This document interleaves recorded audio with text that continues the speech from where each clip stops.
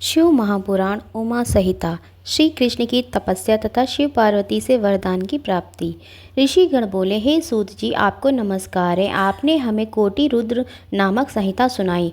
अब आप उमा संहिता में विद्यमान विविध आख्यानों से युक्त पार्वती सहित परमात्मा शिव के चरित्र का वर्णन कीजिए। सूत जी ने कहा, हे शौनक आदि महर्षियों, भगवान शंकर का चरित्र परम दिव्य है। तुम लोग प्रेम से इसका श्रवण करो। पूर्व काल में मुनिवर व्यास ने सनत कुमार जी के सामने ऐसे ही पवित्र प्रश्न को उपस्थित किया था और इसके उत्तर में उन्होंने भगवान शिव के उत्तम चरित्र का ज्ञान किया था। उस समय पुत्र की प्राप्ति के निमित्त श्री कृष्ण ने हिमवान पर्वत पर जाकर महर्षि उपमन्यु से मिलने की कथा तथा महर्षि उपमन्यु द्वारा भगवान शंकर की अतुलित महिमा का वर्णन सुनकर वासुदेव बोले, हे मुनि श्रेष्ठ, वे भगवान सदाशिव मुझे भी जिस प्रकार दर्शन दे तथा मुझ पर कृपा करें, आप मुझे ऐसा उपाय बताएं। उपमन्यु बोले, हे पुरुषोत्तम, आप थोड़े ही समय में महादेव का दर्शन उन्हीं की कृपा से प्राप्त करेंगे, इसमें संदेह नहीं है।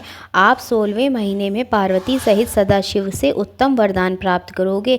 हे अच्युत, मैं आपको जपनीय मंत्र बताता हूँ। ओम नमः शिवाय। इस दिव्य मंत्र का जप संपूर्ण कामनाओं को प्रदान करने वाला है। सनत कुमार जी बोले, इस प्रकार महादेव संबंधी कथाओं को कहते हुए उन उपमन्यु के 8 दिन एक मुहूर्त के समान बीत गए।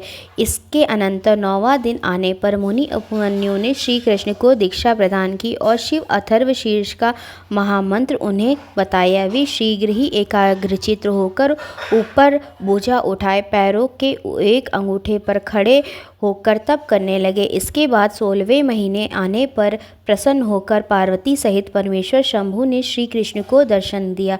श्री कृष्ण ने हाथ जोड़कर शंकर जी को प्रणाम करते हुए शास्त्र विधि से उनकी पूजा की और सिर झुकाकर अनेकाविध स्तोत्रों से तथा सहस्र नाम से देवेश्वर की स्तुति की।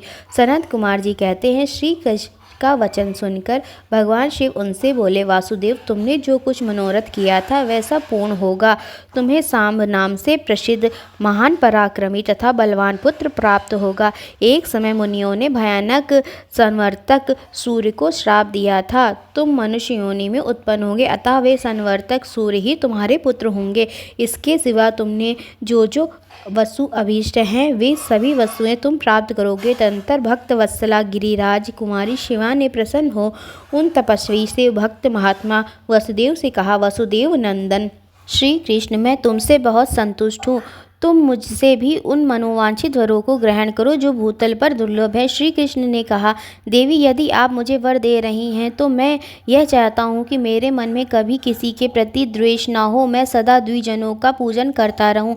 मेरे माता पिता सदा तुम मुझसे संतुष्ट रहें। मैं जहाँ भी जाऊँ समस्त प्राणियों के प्रति मेरे हृदय में अनुकूल भाव रहे। सहस्त्रों साधु सन्यासियों एवं अतिथियों को सदा श्रद्धा से अपने घर पर पवित्र भोजन कराऊँ। भाई बंधुओं के साथ नित्य मेरा प्रेम बना रहे तथा मैं सदा संतुष्ट रहूं। सनत कुमार जी कहते हैं, श्री कृष्ण का यह वचन सुनकर सनातनी देवी पार्वती बोली, वासुदेव, ऐसा ही होगा। इस प्रकार श्री कृष्ण पर कृपा करके पार्वती सहित महेश्वर शिव वहीं अंतर्ध्यान हो गए। तदनंतर श्री कृष्ण ने मुनिवर उपमन्यु को प्रणाम करके उन्हें वर प्राप्ति का सारा समाचार बताया और वे मन ही मन शंभु का स्मरण करते हुए द्वारकापुरी चले गए। नरक में गिराने वाले पापों का संक्षिप्त परिचय। सनत कुमार जी कहते हैं, व्यास जी, जो पाप परायण जीव महानरक के अधिकारी हैं उनका संक्षेप में परिचय दिया जाता है। इसे सावधान होकर सुने। पर स्त्री को प्राप्त करने का संकल्प, पराय धन का अपहरण करने की इच्छा, चित्त के द्वारा अनिष्ट चिंतन तथा न करने योग कर्म में प्रवृत्त होने का दुराग्रह, ये 4 प्रकार के मानसिक पाप कर्म हैं। असंगत प्रलाप, सत्य भाषण, अप्रिय बोलना, पीठ पीछे चुगली करना, ये 4 वाचिक पाप कर्म है। अभक्ष भक्षण, प्राणियों की हिंसा, व्यर्थ के कार्यों में लगना, दूसरे के धन को हड़प लेना, ये 4 प्रकार के शारीरिक पाप कर्म हैं। इस प्रकार से 12 कर्म बताए गए हैं जो मन, वाणी और शरीर इन साधनों से संपन्न होते हैं। जो संसार सागर से पार उतारने वाले, महादेव जी से दोष करने वाले हैं, जो पिता, ताऊ आदि गुरुजनों की निंदा करते हैं, वे सब नरक समुद्र में गिरने वाले हैं। ब्रह्म हत्यारा, मदिरा पीने वाला, स्वर्ण चुराने वाला, गुरु पत्नीगामी, इन चारों से संपर्क रखने वाला, वाला 5वीं श्रेणी का प्राणी है। ये सब के सब महापातकी कहे गए हैं, जो देवताओं, ब्राह्मणों तथा गौओं के उपयोग के लिए दी गई भूमि को हर लेता है तथा अन्याय से धन कमाता है, उसे ब्रह्म हत्यारे के समान ही पातकी जानना चाहिए। पिता और माता का त्याग देना, झूठी गवाही देना, दूसरों से झूठा वादा करना, शिव भक्तों को मांस खिलाना तथा अभक्ष्य वस्तु का भक्षण करना ब्रह्म हत्या के तुल्य कहा गया है। पैतृक संपत्ति के बंटवारे में उलटफेर करने, अत्यंत अभिमान एवं अत्यधिक क्रोध करना, पाखंड फैलाना, कृतघ्नता करना, विषयों में अत्यंत आसक्त होना, कंजूसी करना, सत्पुरुषों से द्वेष रखना, पर स्त्री समागम करना, असत शास्त्रों का अध्ययन करना, पापों में लगना तथा झूठ बोलना, इस तरह के पाप कर्मों में लिप्त स्त्री और पुरुष उपपातकी कहा गया है। पापियों और पुण्यात्माओं की यमलोक यात्रा। सनत कुमार जी कहते हैं, व्यास जी, 4 प्रकार के पापों के कारण विवश होकर समस्त शरीरधारी मनुष्य भय को उत्पन्न करने वाले घोर यमलोक को जाते हैं। ऐसा कोई भी प्राणी नहीं है जो यमलोक में ना जाता हो। किए हुए कर्मों का फल कर्ता को अवश्य भोगना पड़ता है। इसका विचार करो। जीवों में जो शुभ कर्म करने वाले सौम्य चित्त और दयालु हैं, वे मनुष्य यमलोक में सौम्य मार्ग तथा पूर्व द्वार से जाते हैं, किंतु जो पाप कर्म में निरत एवं दान से रहित हैं, वे घोर मार्ग द्वारा दक्षिण द्वार से यमलोक की यात्रा करते हैं। मृत्युलोक से 86,000 योजन की दूरी पर अनेक रूपों वाला यमलोक स्थित है। यहाँ यह पूर्व पुण्य कर्म वाले मनुष्यों को निकटवर्ती सा जान पड़ता है, किंतु घोर कर्म से जाते पापियों को बहुत दूर स्थित प्रतीत होता है। वहाँ का मार्ग कहीं तो तीखे कांटों से युक्त है, कहीं कंकड़ों से व्याप्त, कहीं छुरी की धार के समान तीखे पत्थर उस मार्ग में जड़े हुए हैं, कहीं बड़ी भारी कीचड़ फैली हुई है। बड़े बड़े पातकों के अनुसार वहाँ की कठिनाइयों में भी भारी हल्कापन है। तदंतर यमपुरी के मार्ग की भीषण यातनाओं और कष्टों का वर्णन करके सनत कुमार जी ने कहा, व्यास जी, जिन्होंने कभी दान नहीं किया है, वे लोग भी इस प्रकार दुख उठाते हैं और सुख की याचना करते उस मार्ग पर जाते हैं। जिन लोगों ने पहले से ही दान रूपी पद ले रखा है, वे सुख पूर्वक यमलोक की यात्रा करते हैं। इस प्रकार की व्यवस्था से कष्ट पूर्वक जब वे यमपुरी पहुँचते हैं, तब धर्मराज की आज्ञा से दूतों के द्वारा वे आगे ले जाए जाते हैं। उनमें जो पुण्यात्मा होते हैं, उन्हें यमराज स्वागत पूर्वक आसन दे पाद एवं अर्घ्य द्वारा प्रेम पूर्वक सम्मानित करते हैं और कहते हैं कि शास्त्रोक्त कर्म करने वाले आप महात्मा लोग धन्य हैं, जो कि आप लोगों ने दिव्य सुख प्राप्त करने के लिए पुण्य कर्म किया था तथा आप लोग संपूर्ण मनोवांछित पदार्थों से संपन्न निर्मल स्वर्गलोक को जाएं। वहाँ पर महान भोगों का उपभोग करके अंत में पुण्य के क्षीण हो जाने पर जो कुछ थोड़ा सा अशुभ शेष रह जाए, उसे फिर यहाँ आकर आप लोग भोगेंगे। किंतु जो क्रूर कर्म करने वाले हैं, वे यमराज को भयानक रूप में देखते हैं। उनकी दृष्टि में यमराज का मुख दाढ़ों के कारण विकराल जान पड़ता है, नेत्र टेढ़ी भौहों से युक्त प्रतीत होती हैं, वे कुपित का तथा काले कोयले के ढेर से दिखाई पड़ते हैं। वे सब प्रकार के दंड का भय दिखाकर उन पापियों को डांटते रहते हैं। उनके नेत्र प्रज्वलित अग्नि के समान उद्दीप्त दिखाई देते हैं। वे ऐसे जान पड़ते हैं मानो महासागर को पी रहे हैं और मुंह से आग उगल रहे हैं। उनके अतिरिक्त असंख्य महावीर यमदूत, उन जिनकी अंग कांति काले कोयल के समान काली होती है, संपूर्ण अस्त्र लिए वे बड़े भयंकर जान पड़ते हैं। पापी लोग इन परिचारकों से घिरे हुए उन यमराज तथा चित्रगुप्त को देखते हैं। उस समय यमराज उन पापियों को बहुत डांटते हैं और भगवान चित्रगुप्त धर्मयुक्त वचनों के द्वारा उन्हें समझाते हैं। नरक भेद निरूपण। चित्रगुप्त जी कहते हैं कि हे पाप कर्म करने वालों, तुम लोगों ने स्वयं जो कर्म किया है उसे तुम्हें भोगना पड़ रहा है। अब अपने कर्मों को भोगो, इसमें किसी का दोष नहीं है। सनत कुमार जी बोले, अपने कुत्सित कर्मों तथा बल पर गर्व करने वाले राजा लोग भी अपने घोर कर्मों के करने के कारण चित्रगुप्त के सामने उपस्थित हुए। तब धर्म के ज्ञाता चित्रगुप्त ने यमराज की आज्ञा से क्रोध युक्त होकर उन्हें शिक्षा प्रदान करते हुए कहा, हे राजाओं, तुम लोगों ने राज्य भोग के मोह में अन्यायपूर्वक जबरदस्ती जो प्रजाओं को दंडित किया है, अब उसका फल भोगो। उन राजाओं के कर्मों को बतलाकर धर्मराज यम ने उनके पाप रूपी कीचड़ की शुद्धि के लिए दूतों से यह कहा कि हे चंड महाचंड, इन राजाओं को बलपूर्वक पकड़कर क्रम से नरक की अग्नि में इन्हें शुद्ध करो। इसके अनंतर सनत कुमार जी ने नरक कोटियों के नाम बताए। उनमें प्रथम रौरव नरक है, जहाँ पहुंचकर देहधारी जीव रोने लगता है।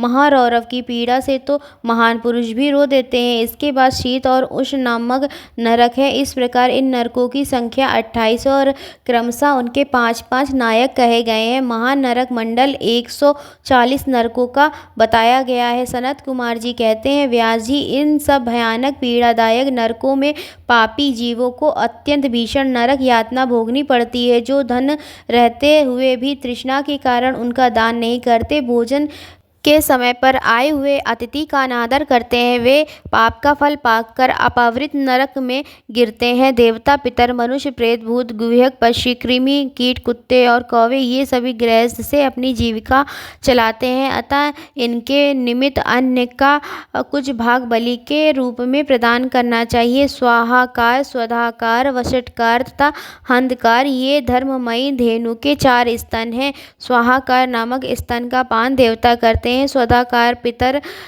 वषटकार का दूसरे देवता और भूतेश्वर तथा हंतकार नामक स्तन का सदा मनुष्यगण ही पान करते हैं। जो मानव श्रद्धा पूर्वक इस धर्ममयी धेनु का सदा ठीक ठीक पालन करता है, वह अग्निहोत्र हो जाता है। जो स्वस्थ रहते हुए भी उनका त्याग कर देता है, वह अंधकार पूर्ण नरक में गिरता है। इसलिए उन सबको बलि भाग देने के पश्चात द्वार पर खड़ा होकर क्षण भर अतिथि की प्रतीक्षा करें। यदि कोई भूख से पीड़ित अतिथि मिल जाए तो उसे अपने घर में भोजन से पहले यथाशक्ति शुभ अन्न का भोजन कराएं। जिसके घर से अतिथि निराश होकर लौटता है, उसे वह अपना पाप देकर बदले में उसका पुण्य लेकर चला जाता है।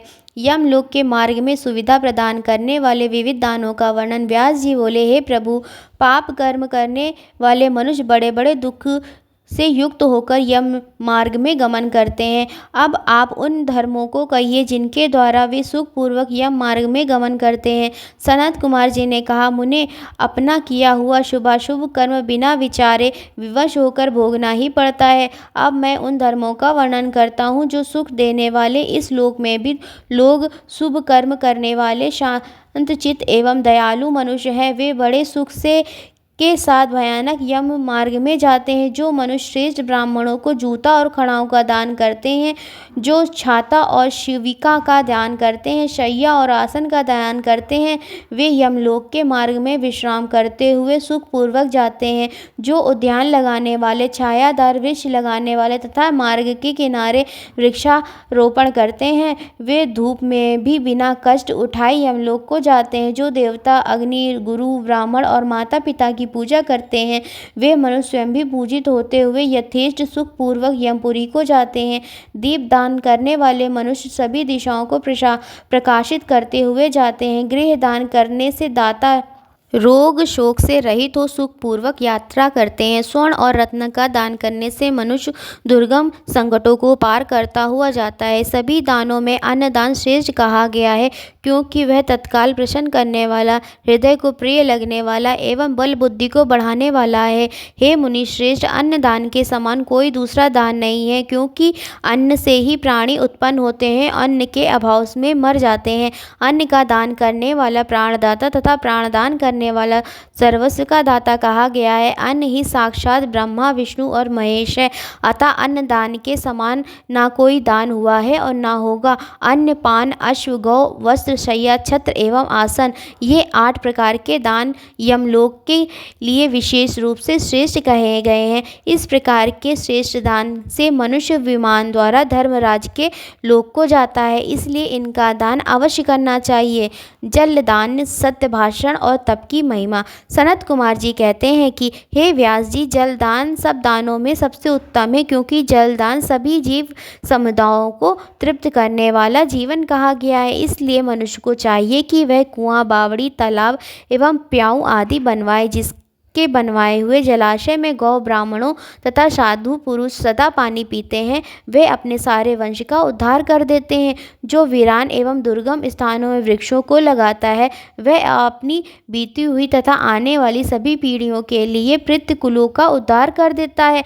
लगाए गए ये वृक्ष दूसरे जन्म में उस व्यक्ति के पुत्र होते हैं। वृक्ष पुष्पों के द्वारा देवगणों की, फलों के द्वारा पितरों की, छाया के द्वारा सभी अतिथियों की पूजा करते हैं। अतः वृक्षों को अवश्य लगाना चाहिए। सत्यवादी पुरुष स्वर्ग से कभी नीचे नहीं गिरते। सत्य ही पर ब्रह्म है, सत्य ही परम तप है, सत्य ही श्रेष्ठ यज्ञ है, सत्य से ही पृथ्वी टिकी हुई है। सत्य को परम धर्म कहा गया है और सत्य को ही पर ब्रह्म परमात्मा कहते हैं। जो मनुष्य अपने लिए, दूसरों के लिए अथवा अपने पुत्र आदि के लिए झूठ नहीं बोलते, वे ही स्वर्गगामी होते हैं। अतः सदा सत्य बोलना चाहिए। तदनंतर तप की बड़ी भारी महिमा बताते हुए सनत कुमार जी ने कहा, मुने, संसार में ऐसा कोई सुख नहीं है जो तपस्या के बिना सुलभ होता हो। ज्ञान, विज्ञान, आरोग्य, सुंदर रूप, सौभाग्य, शाश्वत सुख तप से ही प्राप्त होते हैं। तपस्या से ब्रह्मा बिना परिश्रम के ही संपूर्ण विश्व की सृष्टि करते हैं। तपस्या से ही विष्णु इसका पालन करते हैं। तपस्या के बल से ही रुद्रदेव इसका संहार करते हैं तथा तप के प्रभाव से ही शेष